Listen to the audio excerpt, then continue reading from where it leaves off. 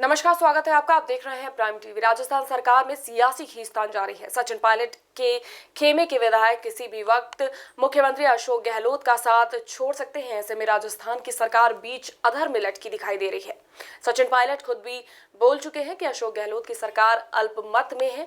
ऐसे में कयास लगाया जा रहा है कि सचिन पायलट भारतीय जनता पार्टी का दामन थाम सकते हैं। लेकिन इसी बीच कांग्रेस के वरिष्ठ नेता पीएल पुनिया ने भी बड़ा बयान दे दिया है। उन्होंने कहा है कि सचिन पायलट अब कांग्रेस के नहीं बल्कि बीजेपी के हो गए हैं।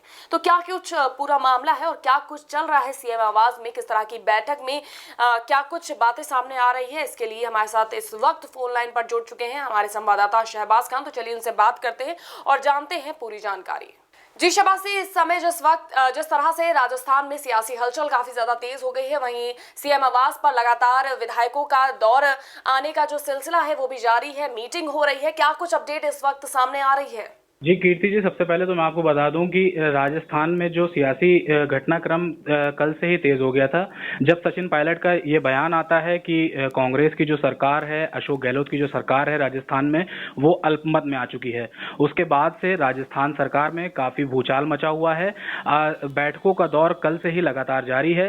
कांग्रेस दल के वरिष्ठ नेता रणदीप सुरजेवाला की राजस्थान में पहुंचने की भी खबर सामने आ रही है, जिसके बाद से आज सुबह अशोक गहलोत ने सभी विधायकों को बुलाया है सीएम आवास पर, और अभी तक 80-90 विधायकों के पहुंचने की खबर भी सामने आ रही है।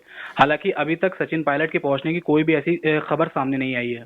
किस तरह की चीजें सामने आ रही हैं? क्या जो सचिन पायलट हैं वो बीजेपी में शामिल हो सकते हैं? जिस तरह से पीएल पुनिया का भी बयान सामने आया है कि वो बीजेपी में शामिल हो रहे हैं, इसको लेकर क्या सचिन पायलट की तरफ से कुछ बातें सामने आई हैं या कुछ चीजें आई हैं कि वो अपनी सरकार बनाने वाले हैं या फिर बीजेपी में वो शामिल हो सकते हैं?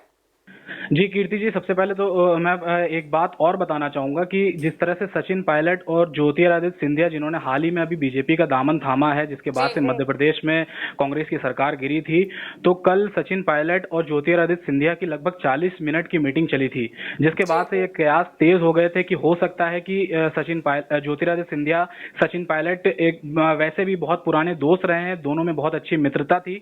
जब ज्योतिरादित्य सिंधिया ने पार्टी छोड़ी थी, तब भी एक ट्वीट आया था सचिन पायलट का, जिसमें उन्होंने कहा था कि हाँ, काश आप मान गए होते, काश चीजें ठीक हो गई होती।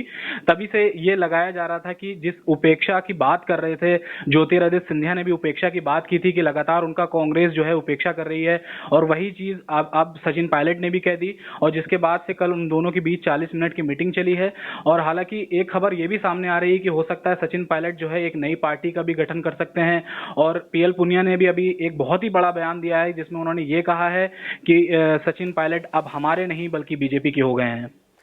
जिस तरह से लगातार सचिन पायलट की नाराजगी है जो सामने आ रही है, वहीं मैं आपसे पूछना चाहूंगी इन नाराजगी की जो वजह है और क्या बुनियादी चीजें रही होंगी जिस वजह से सचिन पायलट को इतना बड़ा फैसला जो है वो लेना पड़ा?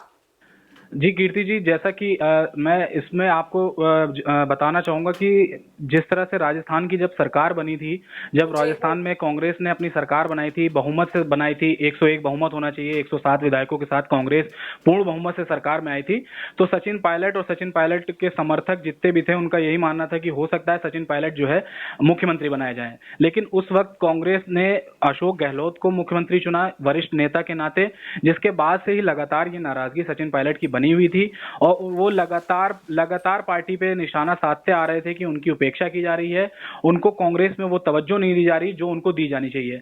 और हाल ही की अगर मैं आपको बात बताऊं कि हाल ही में उनकी क्या नाराजगी रही है, तो हाल ही में एसओजी की जो नोटिस उनके घर पर आई है, उसकी वजह से वो काफी नाराज चल रहे हैं, क्योंकि उनके ऊपर विधायकों की जो खरीद फरोख्त का जो आरोप लग रहा है, उसको सचिन पायलट नागवार गुजरा है। सचिन पायलट इससे काफी खफा हो गए, जिसके बाद से वो ये कदम उठा रहे हैं।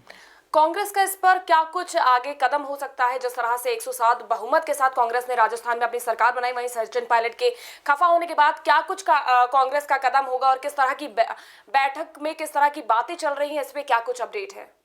देखिए कीर्ति जी, जैसा कि मैं बताना चाहूंगा आपको कि जैसे ही सचिन पायलट का अलग अलगाव की खबर आई, वैसे ही जी लगातार वरिष्ठ नेताओं के ट्वीट और वरिष्ठ नेता सचिन पायलट को समझाने में, कांग्रेस को समझाने में लग गए। जैसे कपिल सिब्बल का भी कल एक ट्वीट आया था कि बहुत ही गलत हो रहा है जो भी चल रहा है। कार्ति जी चिदम्बरम का भी एक ट्वीट आया जिसमें उन्होंने ये कहा कि कांग्रेस आखिर जहां कहा रही है। वहीं अभी संजय निरुपम ने भी ट्वीट करके ये बताया है कि कांग्रेस बहुत ही गंभीर स्थिति से गुजर रही है। ऐसा नहीं होना चाहिए था, सचिन पायलट को मना लेना चाहिए था, बैठकर बातें सुलझा लेनी चाहिए थी। अब देखने वाली बात ये होगी कि सचिन पायलट बीजेपी का दामन थाम रहे हैं 30 विधायकों के साथ, या फिर एक नई पार्टी का ऐलान करेंगे। जी बिल्कुल, बहुत बहुत शुक्रिया शहबाज जी हमारे साथ जुड़ने के लिए। तो ये थे हमारे साथ हमारे संवाददाता शहबाज खान, जिन्होंने बताया राजस्थान की जो राजनीति है उसके बारे में कि किस तरह से सचिन पायलट जो है वो इस समय कांग्रेस से काफी ज्यादा खफा हैं और वो किस तरह से लगातार सीएम आवास पर मीटिंगों का दौर जारी है, जो कि कल रात से शुरू हुई थी। अभी भी कल रात को भी हुई मीटिंग, उसके बाद कई तरह के बड़े बड़े नेताओं के ट्वीट भी आए सचिन पायलट के इस कदम पे। अब देखने वाली बात ये होगी कि क्या आखिर सचिन पायलट आखिर में बीजेपी में शामिल होते हैं या फिर वो खुद की एक नई सरकार बनाते हैं। इन सबके बीच कांग्रेस की भी जो आगे की चीजें हैं वो भी देखना अहम होगा कि किस तरह से कांग्रेस इन सभी चीजों को लेती है।